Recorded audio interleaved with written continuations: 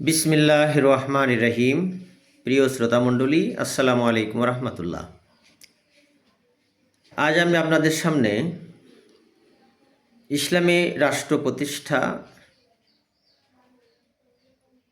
দায়িত্ব, এর গুরুত্ব নিয়ে আলোচনা করব। আল্লাহ পাক কোরআনুল কারিমে বলেছেন, আন আকিমুদ্দিন ওয়ালা তাতাফাররাকু, তোমরা দিন প্রতিষ্ঠা করো, মত পার্থক্য করো না। দিন প্রতিষ্ঠা কেমনি হবে? দিন প্রতিষ্ঠার জন্য আমরা সাধারণত ব্যক্তি পর্যায়ে মানুষের সাথে কথা বলি, বিভিন্ন প্রোগ্রামের মাধ্যমে মানুষের সাথে কথা বলি। আমাদের বাংলাদেশে যেমন জালসা রয়েছে, তাফসির রয়েছে, তাফসির মাধ্যমে মানুষকে দাওয়াত দিই। তো এই দাওয়াতের মাধ্যমে কি ভাই দিন প্রতিষ্ঠা হয়? দিন মানে কি? দিন মানে হলো জীবন ব্যবস্থা। জীবনের যতগুলো ব্যবস্থা রয়েছে সবগুলোই এই দিনের মধ্যে থাকতে হবে। দিন প্রতিষ্ঠা হতে হবে ব্যক্তি পর্যায়ে, দিন প্রতিষ্ঠা হতে হবে পরিবার পর্যায়ে, দিন প্রতিষ্ঠা হবে সামাজিক পর্যায়ে, দিন প্রতিষ্ঠা হতে হবে রাষ্ট্রীয় পর্যায়ে।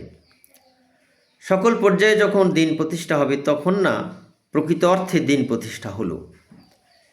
এখন আমরা ব্যক্তি পর্যায়ে কেউ সালাত পড়ছি না, কেউ জাকাত দিচ্ছি না,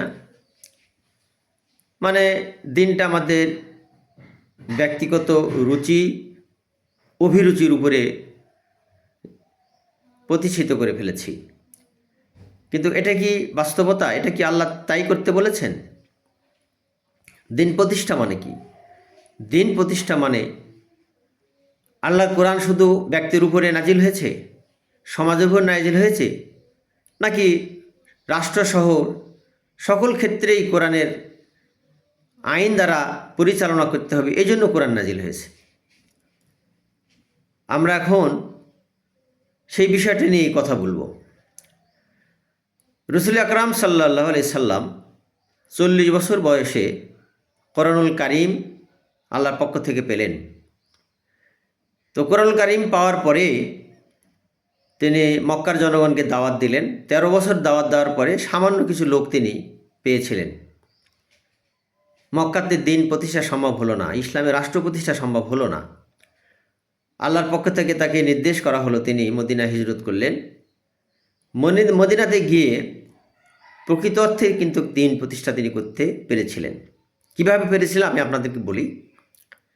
মদিনাতে যাওয়ার পরেই আল্লাহ রসুল একটি সনদ কায়েম করেছিলেন, যে সনদের নাম হলো দি চার্টার অফ মদিনা, অর্থাৎ মদিনার সনদ। এই সনদের ভিত্তিতেই মূলত ইসলামের রাষ্ট্রের ভিত্তি প্রতিষ্ঠিত হয়ে গিয়েছে। কিভাবে হয়েছে? যে এই সনদের একটি উল্লেখযোগ্য দিক ছিল যে এখানে ধর্ম বর্ণ নির্বিশেষে যারাই বসবাস করছে, সে ইহুদি হোক, খ্রিস্টান হোক, মূর্তি পূজক, পুত্তলিক হোক, মুসলমান হোক, সবাই সমহারে তাদের অধিকার ভোগ করবে। আর কোরআনুল কারিমে আল্লাহ তাআলা একথাই বলেছেন, লা ইকরাহা ফিদ্দিন ক্বাদ তাবায়্যানার রুশদু মিনাল গায়্যি ফামান ইয়াকফুরুত তাগুত ওয়া ইউমিন বিল্লাহ ফাকাদ ইসতামসাক বিল উরওয়াতিল উসকা। আয়াতটিতে আল্লাহ পাক বলছেন যে তোমরা ধর্ম নিয়ে বাড়াবাড়ি করো না, দিন নিয়ে বাড়াবাড়ি করো না। কারণ সত্য থেকে মিথ্যাকে, মন্দ থেকে ভালোকে আমি পরিষ্কার করে দিয়েছি। যার সত্যকে চেনার মন মানসিকতা থাকবে, সত্যকে বুঝবে, সে দিন গ্রহণ করবে। যে সত্যকে বুঝতে পারবে না, সে দিন গ্রহণ করবে না। তো মদিনার সনদে প্রত্যেকেই তার নিজস্ব সংস্কৃতি, শিক্ষা, তাদের ধর্মীয় আচার আচরণ ভোগ করেছেন। এখানে কারো উপরে হস্তক্ষেপ করা হয় নাই। কিন্তু এখানে একটি উল্লেখযোগ্য আরও একটি ধারা ছিল যে মদিনা যদি কোনো বহিঃশত্রু দ্বারা আক্রান্ত হয়, বিশেষ করে কুরাইশদের আক্রান্ত হয়, তাহলে মদিনার সকল জনগণ এটাকে প্রতিহত করবে এবং তাদেরকে সাহায্য করবে না।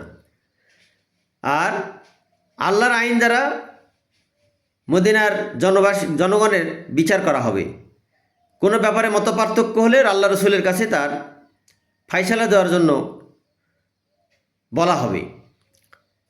তো দেখেন এখানে আল্লাহ রসুল এমনভাবে এই মদিনার সনদটা করেছিলেন যে সেখানে তিনি কিন্তু ইসলামী রাষ্ট্র প্রতিষ্ঠা করতে সংখ্যা হয়েছিল, ধাপে ধাপে সেখানে একটা ইসলামী রাষ্ট্র হয়ে গিয়েছে।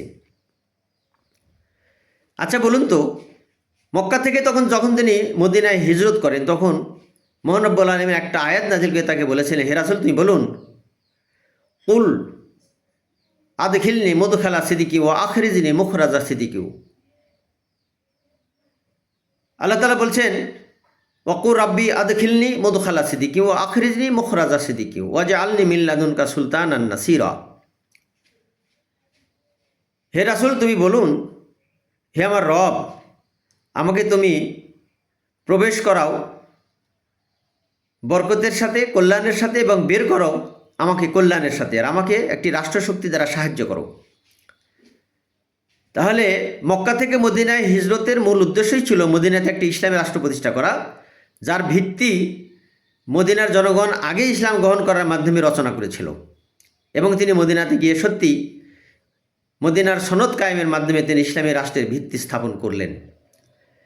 এবং সেখানে তিনি 27টি যুদ্ধ পরিচালনা করেছেন। তার মধ্যে উল্লেখযোগ্য 3টি যুদ্ধ ছিল বদর যুদ্ধ, উহুদ যুদ্ধ এবং খন্দক যুদ্ধ। খন্দকের যুদ্ধে সাময়িক পরাজয় হলেও অপর 2টি যুদ্ধে তিনি জয়লাভ করেছিলেন, এবং মদিনাতে তিনি ইসলামী রাষ্ট্রের যে বিধিবিধান তিনি ওখানে প্রতিষ্ঠা করেছিলেন। আমরা জানি মক্কাতে যে সূরাগুলো নাজিল হয় সেগুলো আকীদা সংক্রান্ত, ঈমান সংক্রান্ত, জান্নাত জাহান্নাম সংক্রান্ত, আর মদিনাতে যে সূরাগুলো নাজিল হয় সেগুলো ছিল আইন বিধান সংক্রান্ত। তো মদিনাতে যে আয়াতগুলো নাজিল হতো, আমার উল্লেখিত আয়াত হলো, আল্লাহ তাআলা বলছেন, ওয়াসারিকু ওয়াসারিকাতু ফাকতাউ আইদাহিমা, চুরি করলে সে পুরুষ হোক নারী হোক তার হাত কেটে দাও। আচ্ছা ধরুন আমাদের বাংলাদেশে ইসলামের রাষ্ট্র নাই, ইসলামের রাষ্ট্র প্রতিষ্ঠা হয় নাই, এখানে ব্যক্তি কর্তৃক রচিত আইন দ্বারা রাষ্ট্র পরিচালিত হয়, কোরআনের আইন এখানে প্রতিষ্ঠিত নাই। আমাদের দেশে চুরি করলে কি হয়, একটা লোক কেস করে, জেলখানায় যায়, 3 মাস বা 5 মাস পরে সে আবার বেরিয়ে চলে আসে। আবার অনেক সময় হয় কি, চুরি করলে মানুষ তাকে মেরে ফেলে। আচ্ছা ভাই, ইসলামের রাষ্ট্র হলে কি এই কাজটা কি হতো? হয়তো তার হাতটাকে কাটা যেত, লোকটা তো মারা যেত না। আবার একটা লোক হাত কাটার পরে যদি আমাদের মিডিয়ার যুগে টেলিভিশনে, ইউটিউবে, ফেসবুকে দেখানো হয়, সকল মানুষ জানতে পারে যে চুরি করার পরে হাত কাটা গেছে। আমাদের দেশে, বাংলাদেশে আমার মনে হয় যে 2-4টা হাত কাটার পরে চুরি বন্ধ হয়ে যাবে। আর অথচ আমাদের দেশে চুরি করলে মানুষ মেরে ফেলতেছে, হাজার হাজার মানুষ মারা যাচ্ছে, কিন্তু চুরি বন্ধ হচ্ছে না। তো এখন আমরা যদি ইসলামের রাষ্ট্র প্রতিষ্ঠা না করি তাহলে এই চুরির আইনটা কীভাবে প্রতিষ্ঠিত হবে ভাই? আমাদের সমাজে কিছু আলেম ওলামা আছেন, আমি তাদেরকে সম্মান করি, শ্রদ্ধা করি, কিন্তু আমরা অনেকেই এই খানকা খুলে বসে আছি, কিছু জালসা দিয়ে মানুষের কাছ থেকে টাকা পয়সা নিয়ে গিয়ে নিজের একটা প্রতিষ্ঠান করেছি। তো এই জন্যে কি ইসলাম এসেছে ভাই? আমরা মানুষের কাছ থেকে ধর্ম প্রচার করে কিছু টাকা নিব, আর একটা খানকা খুলে মুরিদেরা এসে আমাকে কিছু টাকা দিয়ে যাবে, আর আমি কোরআন হাদিস থেকে কিছু কথা বলে আমরা দিন প্রতিষ্ঠার কাজ সেরে ফেললাম। এটা একটি ভাবার বিষয়। আমরা জানেন যে ইরাক নগরী ধ্বংস হয়েছিল হালাকুখার মাধ্যমে। হালাকুকা যখন ইরাক ধ্বংসের আক্রমণ করে তখন আমাদের মধ্যে আলেম ওলামারা বসে ফতোয়াবাজি করে, হাত কোথায় বাঁধতে হবে, উপরে না নিচে, মোনাজাত করা হবে কি হবে না, কবর জিয়ারতের সময় হাত তোলা হবে কি হবে না, সম্মিলিতভাবে মোনাজাত করা হবে কি না, এই নানা রকম কথাবার্তা বলে আলেমরা বিভ্রান্ত ছড়াচ্ছিল। আর বিদেশি শত্রু এসে ইসলামের যে শিক্ষা নগরী বাগদাদ, সমস্ত বৈজ্ঞানিক বই পুস্তক টাইগ্রিস নদীতে ভাসিয়ে দিয়েছিল। কিন্তু আমরা ইতিহাস থেকে শিক্ষা গ্রহণ করি না। আমরা কি করে একজন আরেকজনের বিরুদ্ধে কথা বলবো, কি করে আমাদের বন্ধন শিথিল করব, আর নিজের কমিউনিটির মাঝে নিজের শুধু দিনটা প্রচার করে তাদেরকে ধোঁকা দিব, যে হ্যাঁ আমি যেটা প্রচার করছি এটা মানলেই তুমি জান্নাতে চলে যাবে। ভাই, কোরআন এত ছোট জিনিস নয়, কোরআন অনেক বড় জিনিস। এটা বুঝতে হবে, জানতে হবে। আমরা সামান্য দাড়ি নিয়ে কত কথা বলি, ফাঁসেক, দাড়ি ছোট রাখলে ও ফাঁসেক, ও হাত উপরে বাঁধলেও নামাজি হবে না, পীর মুরিদি না করলে, মুরিদ না হলে ওই জান্নাতে যাবে না, কত কথা রে ভাই। আসলে ইসলাম এত ক্ষুদ্র নয়, ইসলাম অনেক উদার। আচ্ছা বলুন তো, কোরআন কারীমে আল্লাহ বলতেছেন আহাল্লাল্লুল বাইয়া ওয়া হাররামার রিবা, আল্লাহুল বাইয়া ওয়া হাররামার রিবা। সুদকে আল্লাহ তাআলা হারাম করেছেন, ব্যবসাকে করেছেন হালাল। আচ্ছা, আমাদের বাংলাদেশে ব্যাংক, বিমা সব জায়গায় সুদভিত্তিক অর্থ ব্যবস্থা পরিচালিত হচ্ছে। আপনি মসজিদে ওয়াজ করে সুদ বন্ধ করবেন? আপনি খানকায় বসে নসিহত করে সুদ বন্ধ করবেন? আপনি যাদেরকে মুরিদ বানাইছেন, যে কমিউনিটিতে আপনার খুব প্রাধান্য রয়েছে, তারা তো আপনার যারা মুরিদ তারাই তো সুদের মধ্যে লিপ্ত।